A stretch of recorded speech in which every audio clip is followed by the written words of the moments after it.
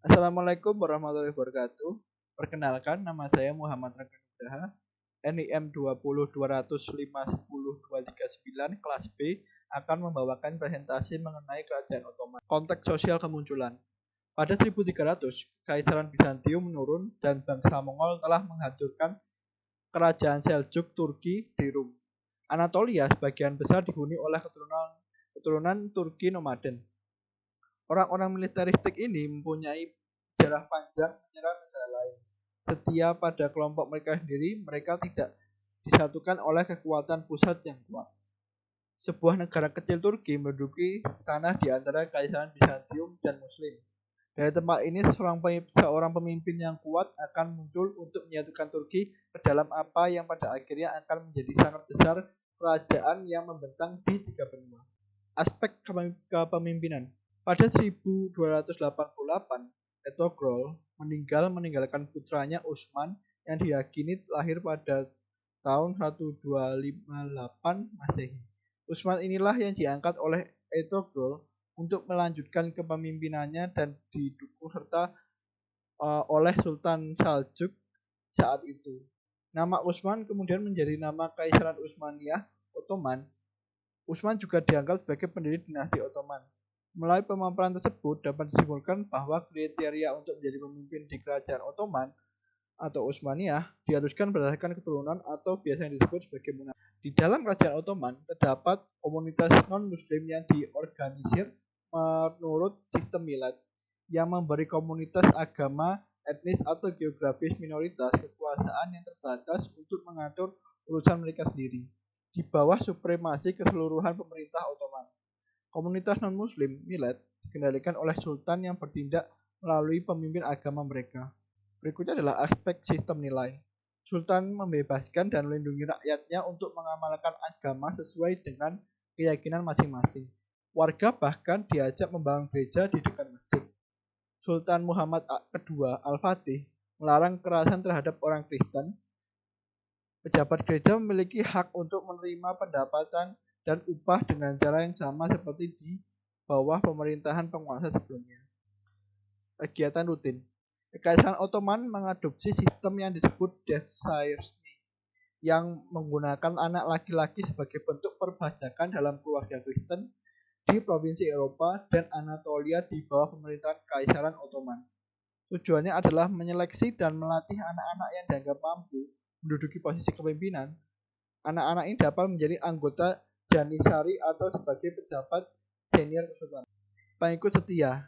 Kerajaan Ottoman pada awal-awal kemunculannya mampu untuk menang dalam beberapa perang melawan Bizantium. Kemenangan tersebut membuat Kerajaan Ottoman memiliki kesempatan untuk memperluas daerah kekuasaannya. Berhasilnya Kerajaan Ottoman dalam mengalahkan Bizantium membuat suku-suku Turki tertarik untuk bergabung ke Kerajaan Ottoman. Suku-suku Turki tersebut menganggap Utsman sebagai harapan baru setelah jatuhnya Kesultanan Seljuk. Simbol ekspresi kebudayaan. Nama kerajaan Utsmaniyah atau dalam ejaan barat disebut Ottoman berasal dari nama anak Ertugrul. Anak Ertugrul ini bernama Utsman ditunjuk untuk menjadi pengganti bapaknya yang didukung pula oleh Kaisaran Seljuk. Namanya lah yang kemudian menjadi kerajaan yang ia pimpin, yaitu Kerajaan Utsmaniyah atau Ottoman. Spektrum ideologi.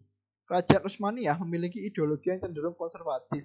Hal ini dikarenakan yang pertama, ideologi Islam yang dimiliki oleh Sultan dipengaruhi oleh para syekh sufi yang konservatif yang mana mereka selalu berada di sekitar sultan, sedangkan para kaum modernis Islam tidak mendapatkan perhatian. Yang kedua, saat Kerajaan Utsmaniyah kalah melawan Eropa, Kerajaan Utsmaniyah sadar bahwa mereka telah tertinggal di dalam bidang iptek karena dampak dari kebangkitan Eropa. Kegagalan Sultan Utsmaniyah menyadarkan negaranya dan berusaha mengejar ketertinggalannya terhadap Barat dengan mengembangkan ilmu pengetahuan dan teknologinya.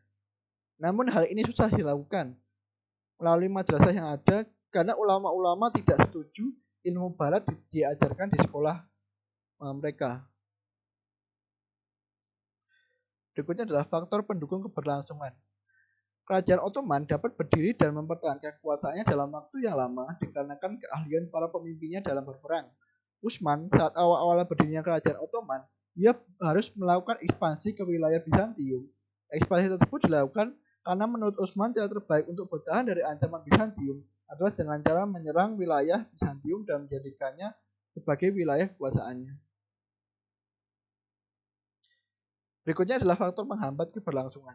Setelah matinya Sulaiman pertama dan digantikan oleh Salim II, kerajaan Utsmaniyah cenderung semakin melemah. Penggantian kepemimpinan Sulaiman I, pengganti kepemimpinan Sulaiman I, yaitu Salim II, ternyata tidak memiliki kemampuan untuk menghadapi kondisi kemunduran tersebut. Pada awal abad ke-19, para sultan tidak mampu atau tidak kuat untuk mengkontrol wilayah kekuasaannya. Kemunduran kerajaan Ottoman berakibat munculnya pemberontakan-pemberontakan di beberapa wilayah kekuasaan Turki Ottoman. Penilaian individu. Kerajaan Ottoman merupakan salah satu kerajaan Islam terkuat yang pernah ada dalam sejarah. Hal ini dikarenakan daerah kekuasaan yang luas dari daerah Eropa hingga ke Aljazair serta wilayah Asia hingga Persia. Kerajaan Ottoman juga berhasil menaklukkan ibu kota dari salah satu kerajaan terkuat Bizantium, yaitu Konstantinopel. Akan tetapi setelah kematian Sulaiman pertama yang kemudian digantikan oleh Salim II, kerajaan Ottoman selama masa pemerintahannya terus-menerus semakin lemah. Hal ini tersebut menyebabkan munculnya banyak pemberontakan yang terjadi. Tidak terdapat yang menguasai cukup cakap untuk memimpin kerajaan Ottoman setelah Sulaiman pertama juga menyebabkan terjadinya semakin lemahnya kerajaan Ottoman. Korupsi juga menyebabkan menurunnya kerajaan Ottoman. Munculnya nasionalisme juga semakin melemahkan kerajaan Ottoman. Pada akhirnya pada 3 Maret 1924 Khalifah Utsmani pun resmi dibubarkan.